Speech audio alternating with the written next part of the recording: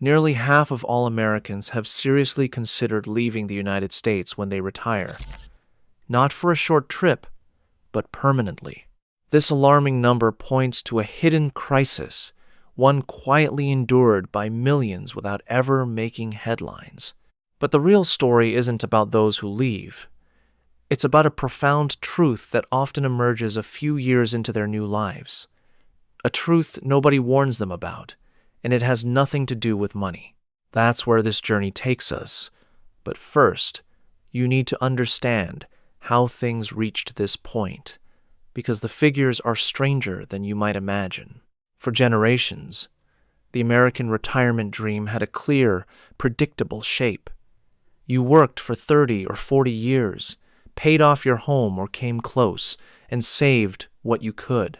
When the time finally came, you transitioned into old age with reasonable stability.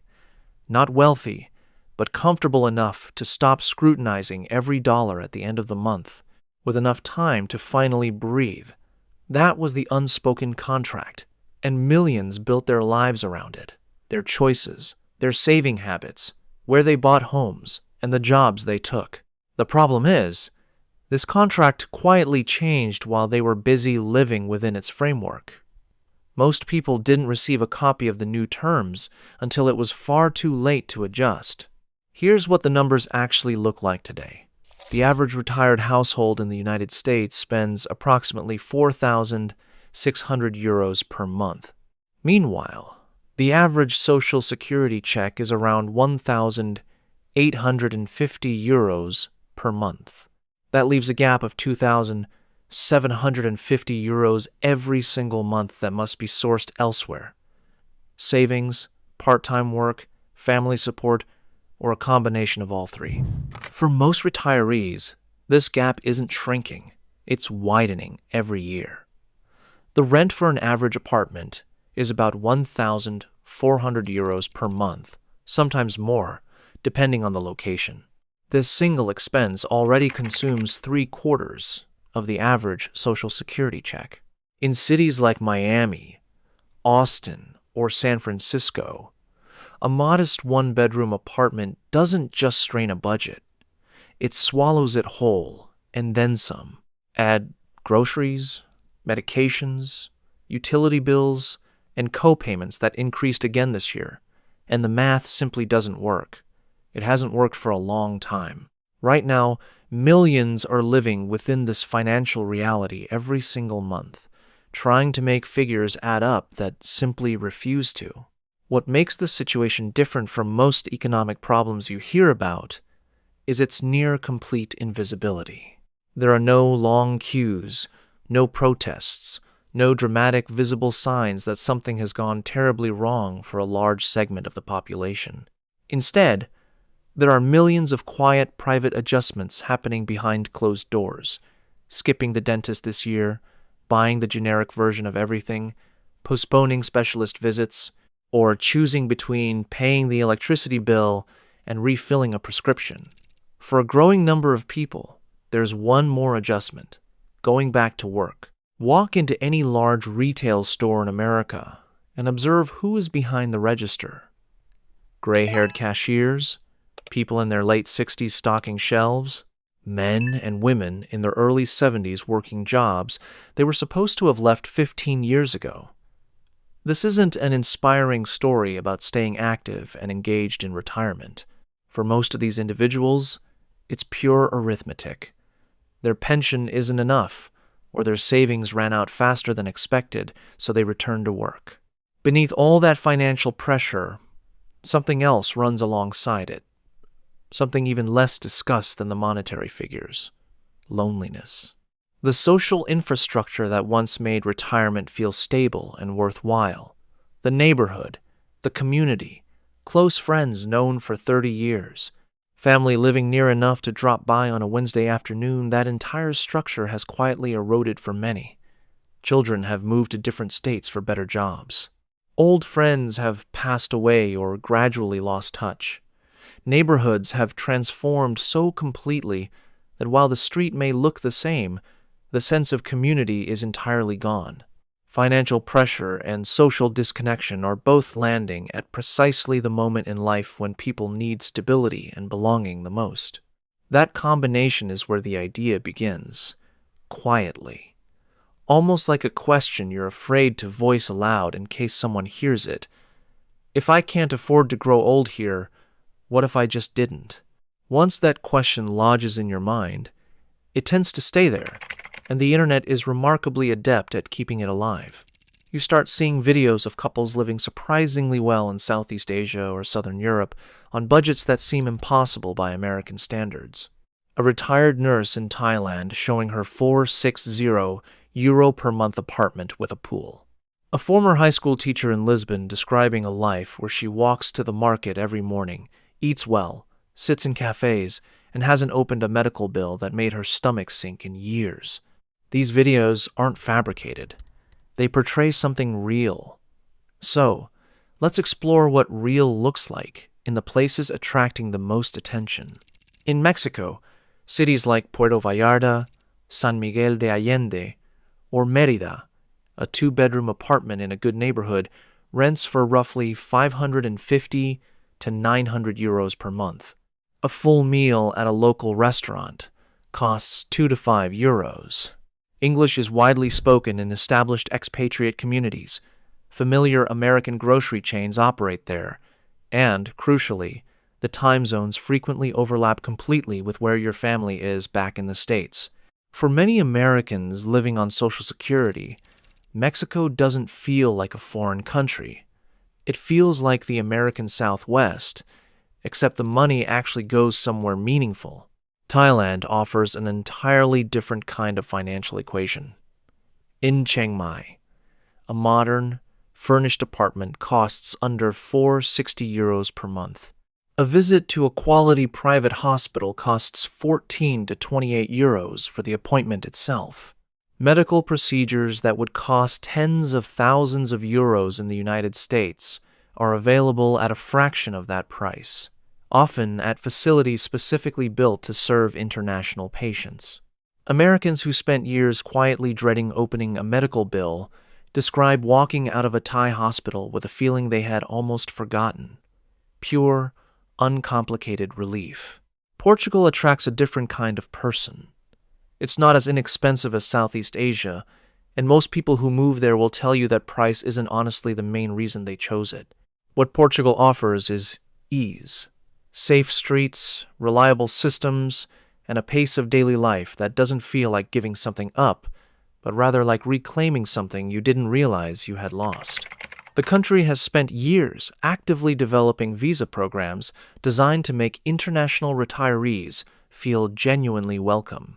Vietnam has more recently entered the radar, with cities like Da Nang and Ho Chi Minh City offering very low costs, combined with rapidly modernizing infrastructure and an energy that many Americans find genuinely invigorating after years of feeling their own communities were slowly declining. People arrive planning to stay for 6 months, and 3 years later, they're still there, honestly not entirely sure when it stopped feeling like a trial run. And then there's Japan.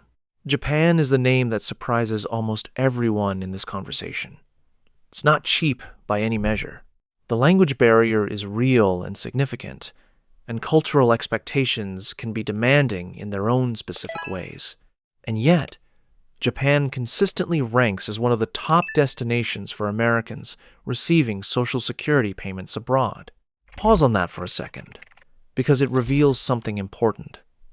This trend isn't simply about finding the most affordable rent. For a genuine and growing segment of people, what they are actually looking for isn't cheap. It's functional. It's safe. Clean streets that stay clean. Trains that run precisely on schedule. A society built around mutual consideration rather than constant low-level friction. For people who have grown quietly exhausted by the feeling that basic things back home no longer work reliably, Japan offers something genuinely hard to quantify with a monetary value: the relief of living within a system that simply works. These countries aren't only competing on price, they're competing on the quality of daily life. And right now, For a specific generation of older Americans, the United States is losing that competition in a way that official data only partially captures. Has anyone you know seriously talked about retiring somewhere else? Share your thoughts in the comments below. It's more common than most people realize. Now, here's the part that never makes it into those videos.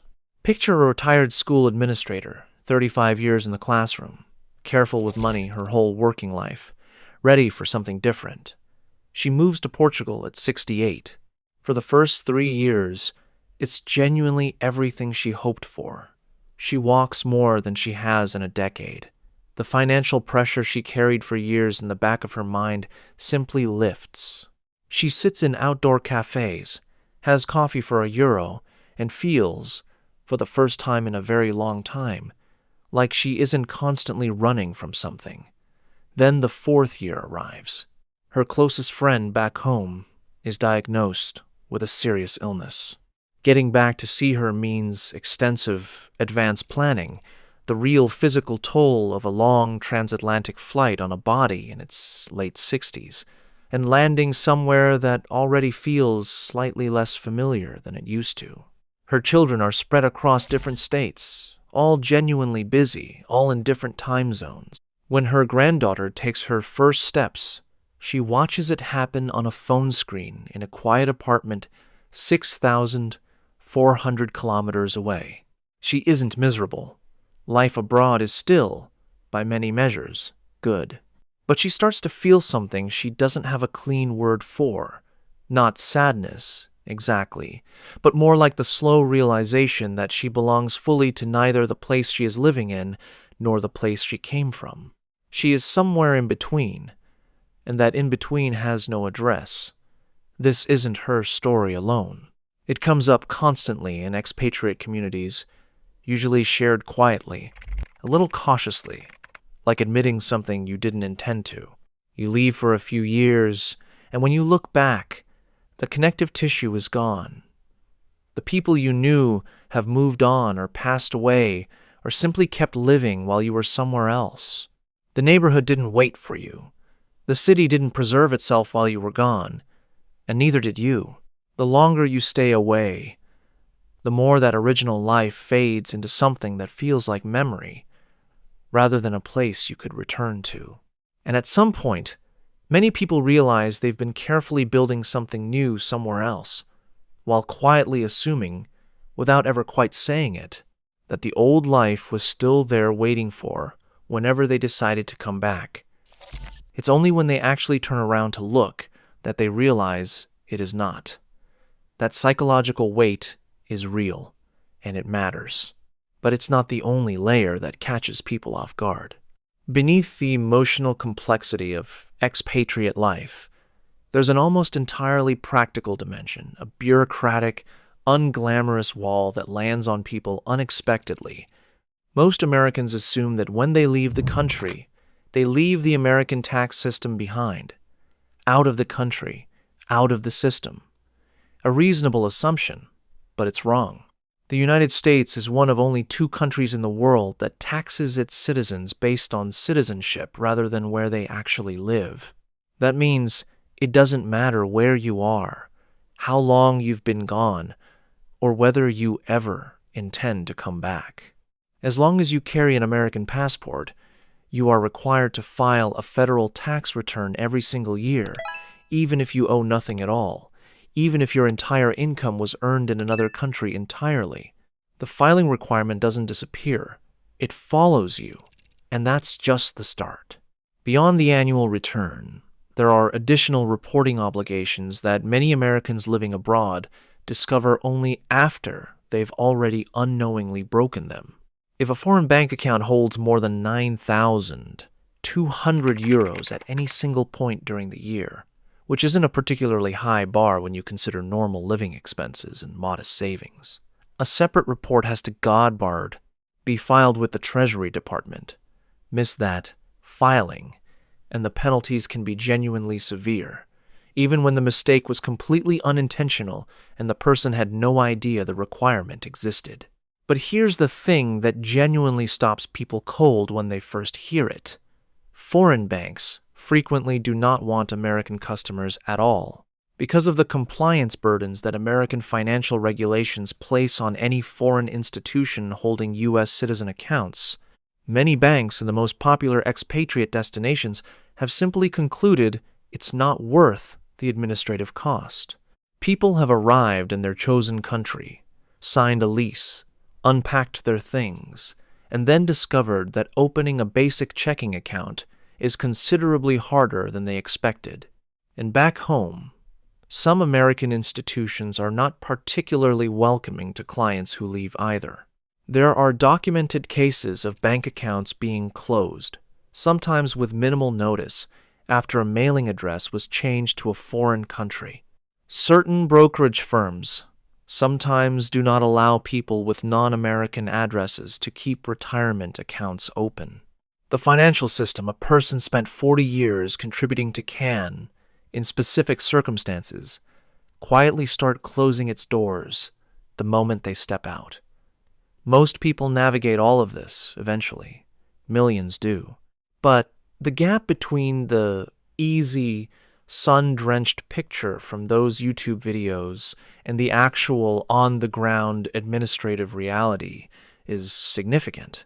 Many people who genuinely thought they were choosing simplicity find themselves managing a new and different kind of complexity instead, just with better weather.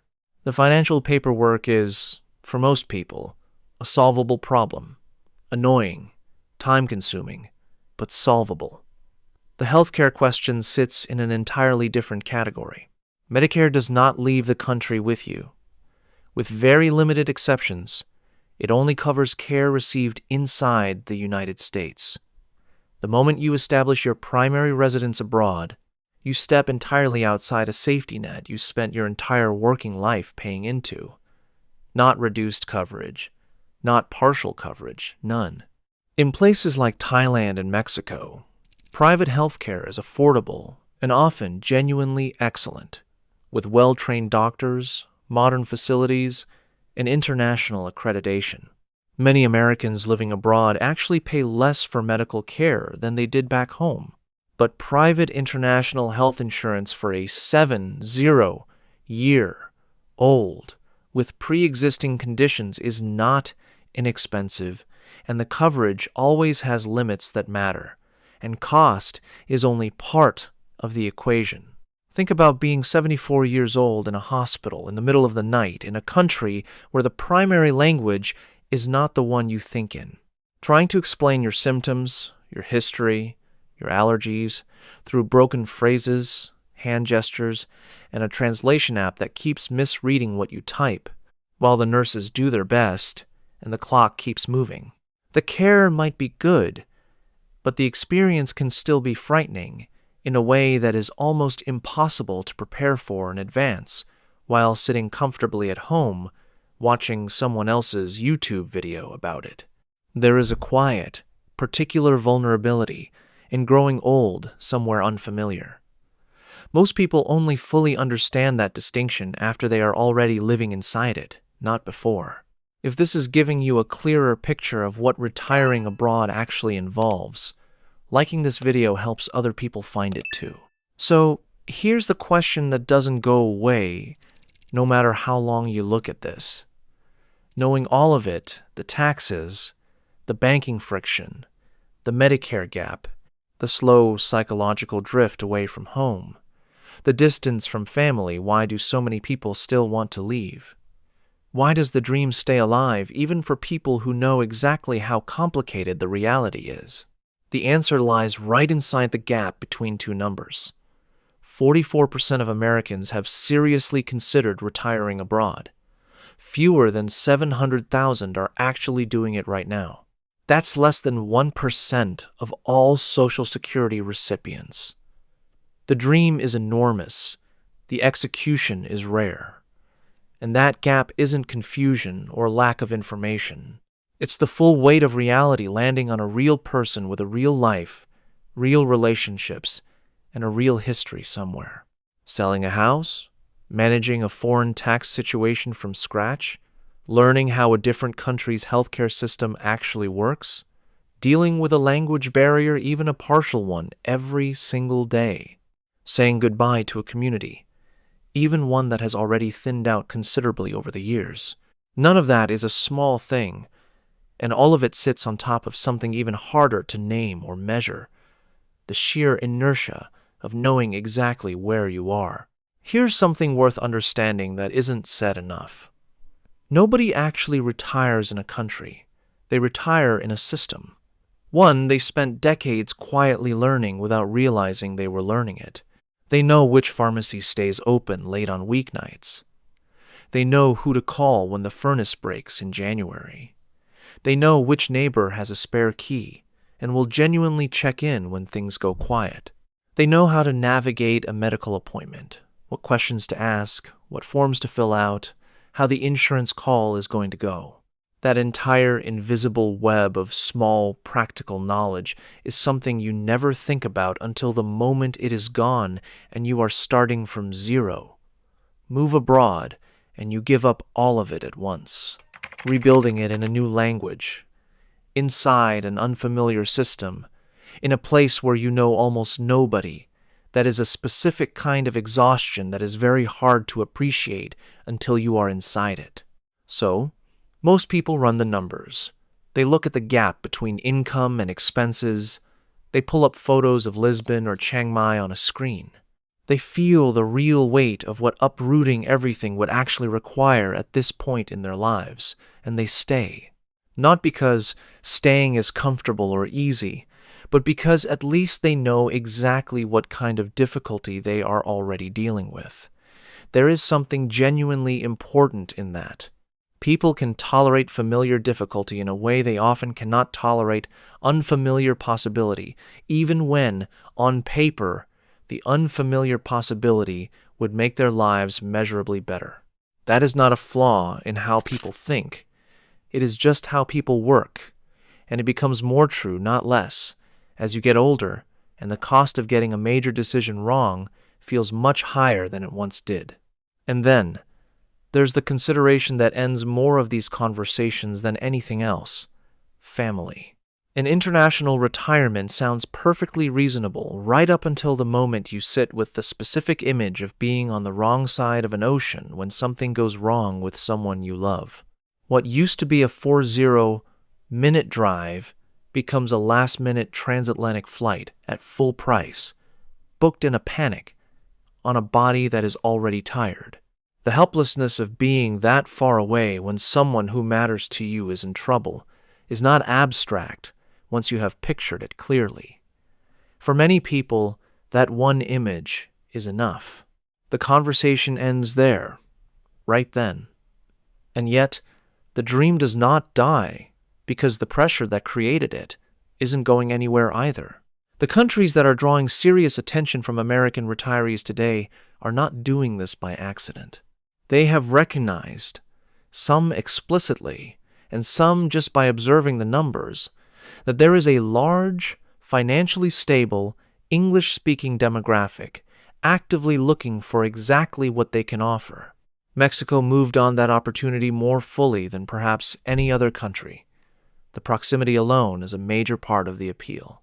It's close enough that the time zones usually match, close enough that a flight home doesn't feel like an expedition.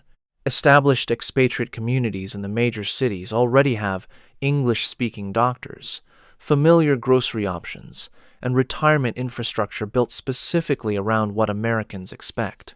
For someone who wants the genuine financial relief of leaving without the complete cultural shock of truly leaving, Mexico solves that tension better than anywhere else. It doesn't feel like immigrating. It feels like going somewhere your money finally has some meaning again. Thailand keeps drawing people who want more significant savings and are prepared to accept more cultural distance as the trade-off.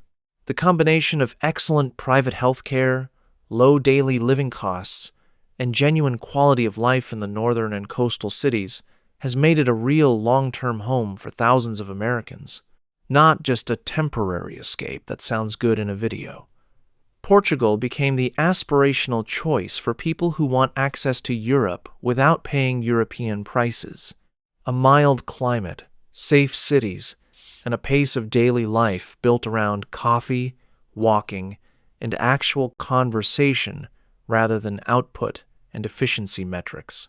What Portugal offers is not only affordability, it is a texture of daily life that many people only recognize they had been missing once they are actually living inside it.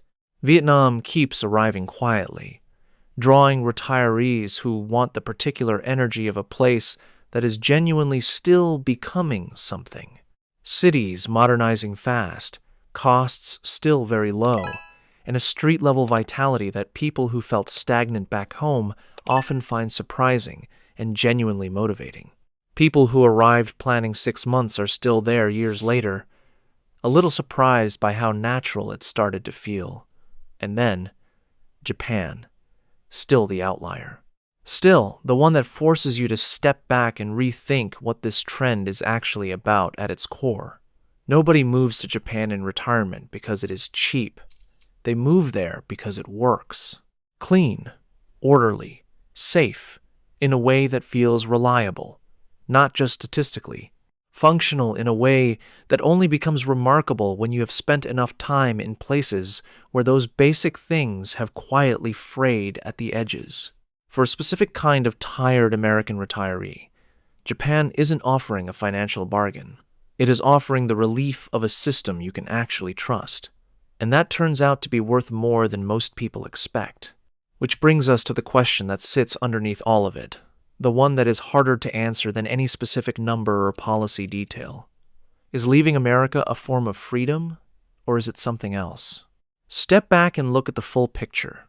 The widening financial gap, the quiet erosion of community, the hundreds of thousands of people who have already left, the millions more who are privately running the numbers.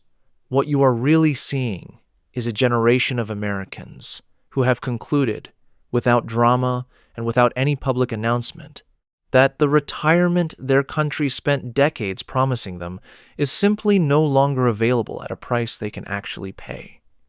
For some people, leaving genuinely is liberating. They find a quality of life they could not have imagined while still caught inside the familiar grind. Real community, financial ease, a daily pace that feels like something designed for actual human beings. For them, this is not settling for something lesser. It is genuinely better. For others, it is more honest and more complicated than that. It is a practical solution to a structural failure made under real pressure, with real losses built in that do not show up in a cost of living comparison, distance from the people they love, administrative complexity they were not warned about, healthcare uncertainty that sits in the back of the mind, a homeland that gradually, slowly, stops feeling like one. They make the trade because the alternative staying, running slowly out of money in a place that has also run out of the community and belonging they once had, is simply worse. But it is still a trade, not a windfall. And for the majority, those 44% who think seriously about leaving and then quietly stay, the decision does not happen in a moment of courage. It happens in a moment of clear-eyed recognition that the familiar difficulty is the one they know how to carry, that the children are too close to leave behind without enormous cost, that the grandchildren deserve to be seen in person rather than on a screen. That becoming a stranger in a new place at 72 with a bad knee and a Medicare card that stops working at the border is simply more weight than they are willing to take on. So they stay and they adjust, and they make the small cuts that quietly accumulate year by year into a retirement that looks nothing at all like the one they planned, and exactly like the one they could actually afford to have. This whole story, when you really sit with it, is about a promise. For generations, working Americans were told something straightforward. Contribute, save, do the right things, and the country will hold a secure place for you when you get old.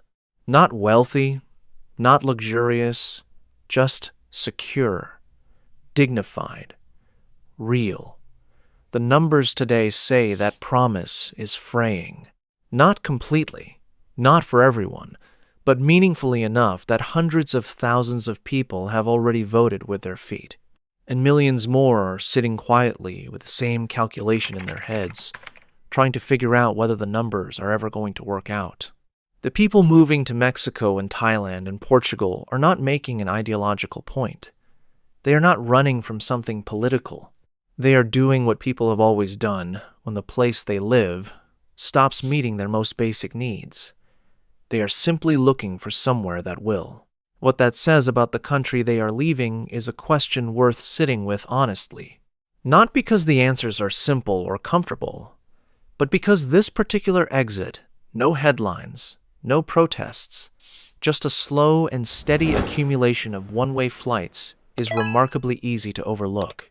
And the things we overlook have a way of becoming the things we eventually cannot ignore, no matter how much we would prefer to. Has the math of retirement in America changed how you think about where you might end up? Drop your honest answer below. I actually read them.